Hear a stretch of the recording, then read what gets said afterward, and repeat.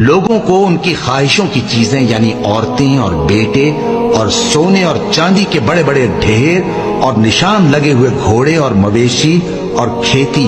بڑی زینت دار معلوم ہوتی ہیں، مگر یہ سب دنیا ہی کی زندگی کے سامان ہیں اور اللہ کے پاس بہت اچھا ٹھکانہ ہے۔ اے پیغمبر ان سے کہو کہ بھلا میں تم کو ایسی چیز بتاؤں جو ان چیزوں سے کہیں اچھی ہو؟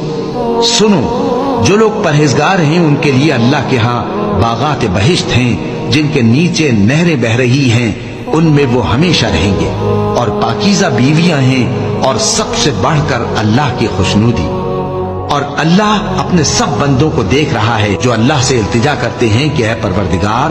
ہم ایمان لے آئے سو ہم کو ہمارے گناہ معاف فرما اور ہم کو دوزخ کے عذاب سے محفوظ رکھ۔